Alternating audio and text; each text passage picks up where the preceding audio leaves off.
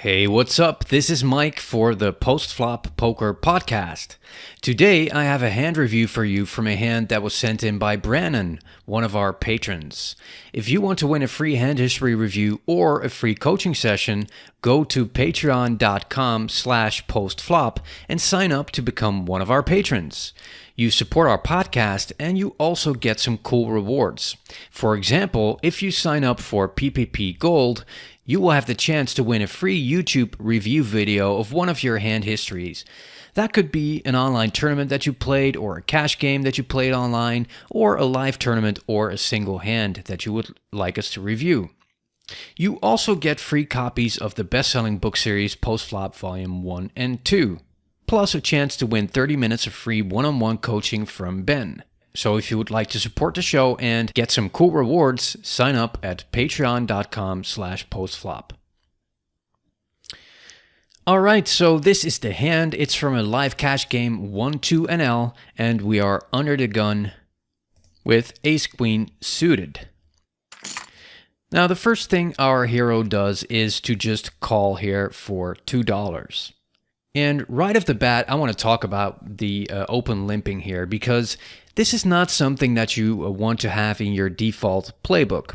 It is pretty controversial actually, and it's definitely not a standard play. Note that I'm specifically talking about open limping here, meaning that you are the first to enter the pot and decide to limp. This is different from limping behind, where other players have already limped ahead of you. Some poker coaches even go as far as saying that you should never ever open limp.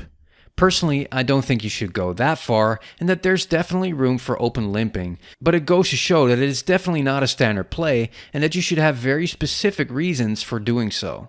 Okay, so why is open limping such a non-standard play?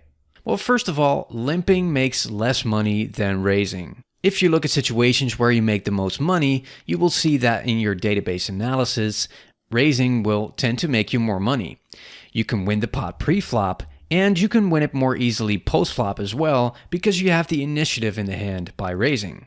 Limping also divides your range into weak and strong hands. If you're facing a strong opponent, he's going to take advantage of that. He's going to realize that when you open raise, it's going to be the stronger hand. It's going to be the jacks, queens, kings, aces, ace king, ace queen, etc. And when you limp, it's going to be the weaker hands, like the pocket pairs and the suited connectors, etc. This is of course very exploitable. If your opponents realize that your raising range and your open limping range is confined to very specific holdings, they can definitely take advantage of that, because you're really showing your opponents what kind of hand that you have. And also, of course, you can't steal the blinds by open limping. In general, this boils down to the fact that winning poker is aggressive poker. You are winning in poker by raising and betting, not by limping.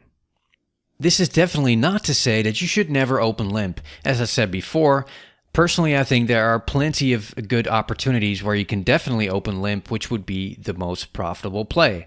One of them would be from the small blind. When everybody folds to you and you are only facing the big blind who has a random hand, then you can definitely limp from the small blind, because you're in a dynamic with the big blind that you're playing a lot of hands against each other, especially in 6-max games where you play a lot of hands blind versus blind. And limping from the small blind is a good strategy to mix in with your folds and raises. Secondly, at a very passive table, there are plenty of opportunities as well to open limp. For example, if you have a small pocket pair or a suited connector, you can just limp and be confident that the other players at your table will also limp behind a lot, which gives you the opportunity to get into the pot cheap with a speculative hand. You don't pay that much pre-flop, and when you hit big post-flop, you can win a very big pot for a cheap investment. You will see this opportunity come along very frequently in low-stakes games where people tend to be very passive. And lastly, you can also open limp when you have a very specific read. For example, if you are blind versus blind in the small blind, and you know that your opponent in the big blind is going to call any raise that you make from the small blind, but he's just going to check behind when you limp, there's really no reason to raise with hands like 7-8 suited or Jack 7 suited or something like that. Hands that have some potential, but you don't really want to build a big pot with. So in this case, it doesn't make much sense to raise and just see your opponent call and having to play an inflated pot out of position. You can just limp and see what develops post-flop. So in general, yes, there are definitely some good opportunities to open limp, which would be the most profitable play in that situation. But the whole point is that it should not be your default play. Your default play should be to raise, and you should only open limp if you have specific reasons to do so, and if you are confident that that would be the most profitable, the most plus EV play. An example of a bad open limp would be the open limp trap with aces or kings with the intention to limp raise. Usually this is not the best play, even though it may work out sometimes. It is generally a play that you see a lot of beginners make because they feel that that is the most profitable way of playing their aces or kings. But in early position when you do that, you may get a lot of limpers behind and someone may not raise. And that would mean that your aces or kings have very bad equity now. Because if you plug aces or kings into an equity calculator, against one other player, it has very good equity. Against a random range of 100%, your aces or kings have around 85% equity. But if you play against 2, 3, 4, 5 other opponents, the equity of your hand significantly goes down. And that is a really bad situation if you limp and all other players limp behind. Also, if you do get a raise from someone behind you, often you will not get any action when you decide to limp raise. This is because your opponents will most of the time think, wait a minute, he just limped pre-flop, I raise, and now he comes back over the top? He must have a really strong hand.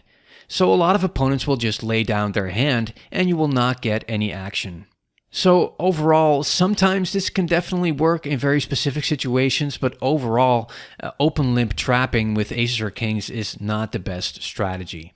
Okay, so going back to the hand, hero open limps here, and as we have seen, this should not be our default play, especially not from under the gun. So can we find justification here to actually make an exception and open limp here with our ace-queen suited? Branham mentioned that the table was very loose and that if he raised, he would probably get multiple callers and have to play out of position in an inflated pot and hate life on the flop if he missed. Also, he mentions that often it doesn't limp around and someone raises and he will be able to come back over the top.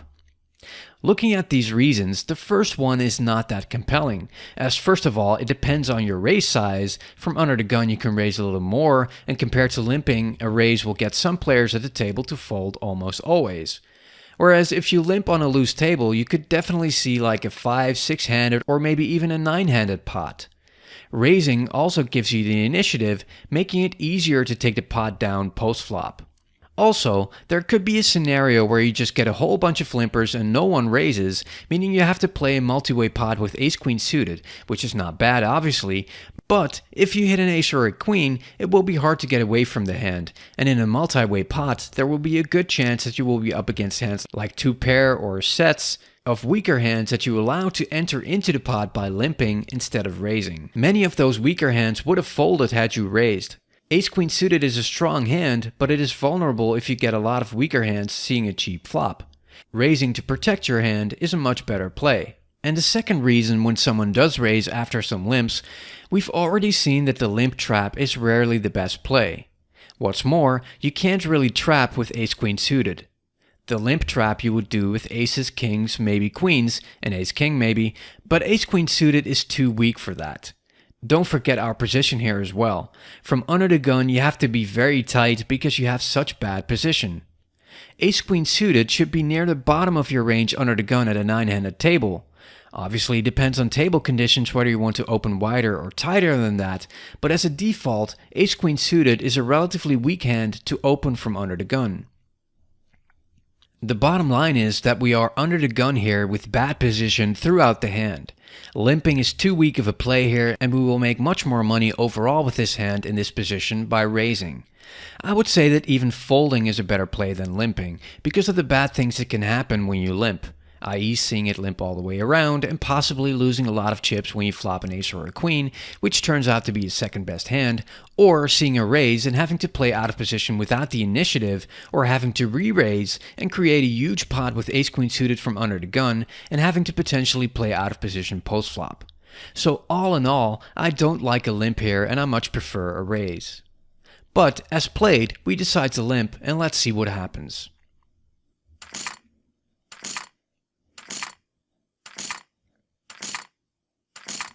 We get a whole bunch of limpers behind us, and the button decides to raise to $16.